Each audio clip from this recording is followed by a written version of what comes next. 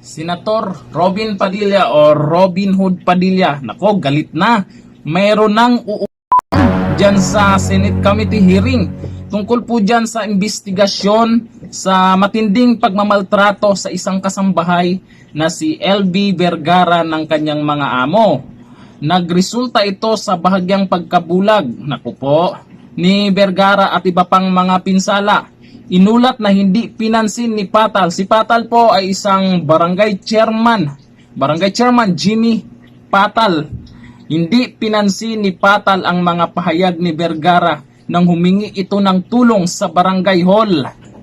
At sa halip ay binalik siya sa kanyang mga amo. Naku, bakit binalik pa? At paalala pala, malapit na ang eleksyon. Dapat pumili po tayo ng karapat-dapat na maging isang barangay chairman. Kagaya dito sa nangyari. 'Di ba? Hindi mapigilan ng ating butihing senador. Tingnan nyo naman, ginalit nyo. Akalain nyo, sa sobrang galit ng isang senador, ay gusto nang upakan isang chairman, isang barangay chairman. Panoorin natin yung video. Senator Padilla. Salamat po, Chairman. Sundan ko lang po yung tanong ni Senator Raffy. Kasi dapat automatic yung Chairman pagka may dalawang partido doon sa harap mo. Kakausapin mo pareho, di ba? Bakit naman ang pinakinggan mo lang, yung amo lang, hindi mo kinausap yung isa? Di ba automatic yun, pakikinggan mo yung dalawang partido? Kasi po, Mr. Senator, wala naman, maganda naman po yung dating ni Mr. Ruiz. Wala naman pong panganong pinwersa si Nanay LB na Tumakas na nga. Tumakas na nga eh. Hindi nga po namin alam, sir, na may ganun nangyayari kay Nanay LB. Di ba sinabi ka mo nung amo na tumakas? Tumakas nga daw po kasi ang sabi niya, kaiba na yung ginagawa niya sa tindahan. Wala na daw pong... Kaya nga, pinakinggan mo yung amo pero hindi mo pinakinggan si nanay. Eh, hindi na nga po nagsalita. Sumama na rin po siya kay Mr. Ruiz eh. Dapat tinatanong mo, di ba? Di ba tinanong mo dapat? Di ba automatic yon pagka sa barangay, tatanungin mo yung dalawang partido? Di ba? Di ba ano po yan? Yan ang SOP? Ay, yun po lang, sir, talaga ang naging pangyayari po sa Hindi, barangay. parang sinasabi mong hindi mo ginawa yung trabaho mo. Eh, ginawa ko po, sir, dahil... Hindi mo kinausap. Di ba ang trabaho ng chairman, pakinggan mo yung dalawang partido? Eh, wala nga po sinasabi si Nanay LB. Hindi mo nga tinanong. Tinanong mo ba? Tinatanong po namin, hindi po siya... Tinatanong mo si nanay. Hindi po na-imik. Nay, tinanong ka ba ni chairman? Tinanong kayo, nung nandun kayo. Po, hindi po. Ano lang? Basta lang po, sabi ko, ako pong nagsalita, sabi ko, Chairman, pa-check po yung gamit ko. Baka po, sabi nila, nagnakaw po ako doon. Nagsalita ka po, nay. Opo. Oh. Chairman, nagsalita.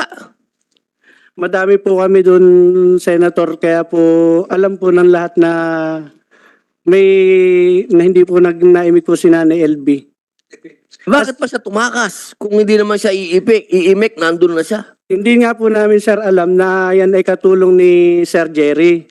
Ang pagkakikita ko po sa kanya, akala ko po yung naligaw na taong grasa. Kasi nga po si Nanay LB, talagang medyo madumi yung kanyang katawan po. Hindi, alam mo na nga na hindi na nga siya taong grasa dahil dumating na nga yung amo di ba? Dumating na nga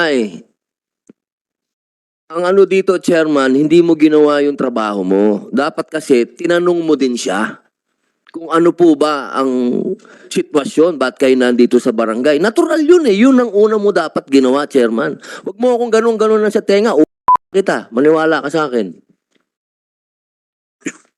Chairman, yung katarungan pambarangay, ikaw ang chairman o meron ba ibang chairman?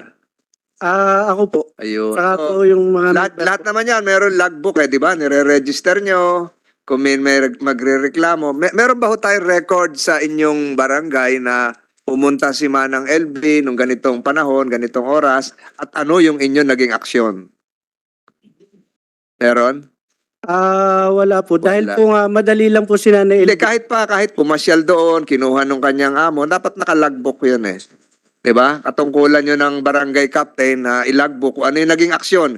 Pwede rin ilagay doon, walang naging aksyon dahil sinundo na nung amo. Diba? Wala tayong record.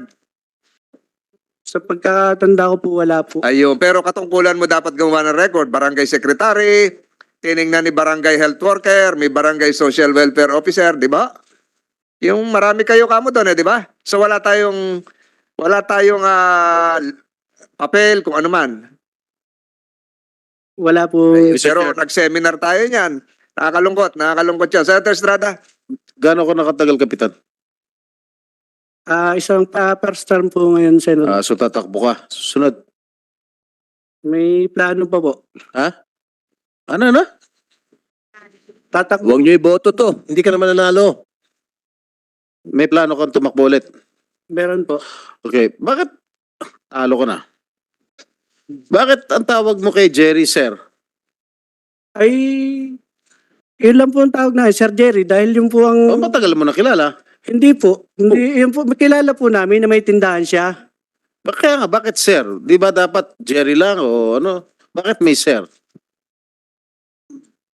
Yun lang po na sabi ko, Mr. Senator po. Anong pumunta siya sa barangay hall, si Sir Jerry kagad ang tawag mo? Hindi po. Dito ko lang po nasabi yung Sir Jerry. Okay. Sige. Manang LB, yung mga kamag-anak nyo, nung nalaman nyo po ito, kailan? Sino magsasalita? Ito po sa Opo, kayo po nanumparin kayo kanina, no? Kailan nyo ho nalaman ng sinapit ng inyong kapatid o ano ho nyo? kapatid. Kapatid. Kailan nyo po lapit-lapit ho kayo ng kaunti? Ako po si baby. Wala pa ho kayong upuan? Wala kayong... Meron po. Oo. Urong tayo konti, Attorney Gambol. Nung nalaman nyo ho, sinundo nyo o paano ho nakabalik ng Batangas si Manang LB? Yan daw po ay inihatid ng amo doon sa... Tanong sa iyo kung sinundo mo pa. Sinundo po namin Natid ng amo sa sa apartment po nung anak yung anak na nasa Batangas City. po. Bakit? Naguhugas kamay na yung amo? Ayaw madawit? Anong dahilan? Ang sabi daw po ay ipapacheck up. Pero nung dumating po, hindi naman po siya pinapacheck up. Anang LB, sinabihan ba kayo ng amo nyo na ipapacheck up kayo? Opo. Dahil nagreklamo kayo, may iba na kayo nararamdaman. Yung ito, ganito na po ako, di na po ako nakakakita. Ang sabi niya po sa akin ng amo ko, at LB, mag-ayos-ayos ka ng gamit mo at ipapacheck up kita sa Batangas. Pinacheck up po kayo? Hindi po. So iniwan kayo doon sa anak, Opo. gating doon sa anak, sinundo kayo ng kapatid nyo. Opo. Paano nalaman ng kapatid nyo na nandun na kayo? Gumawa po ng paraan po yung katulong yung- sa bahay ng anak. Para makontak yung kapatid nyo. Noon Opo. lang kayo nagpangipangita. Opo. Tapos kinupkup na kayo ng mga kapatid nyo. Opo. Tapos dinala na kayo sa ospital. Nagpa-check up? Hindi pa rin. Hindi. Hindi pa po. Hindi pa. Pero ang alam ko na check up na kayo Sino ba ang doktor na pwede magsalita? Sa Batangas Medical Center. Sino ang pwede? Doktor Maglona? Ano ho ang kalalagayan ngayon ni Manang LB? Sa pagsusuri nyo po, mamaya kukunin ng committee ito lahat ng mga medical certificates na sang-ayon sa inyong pag-check up.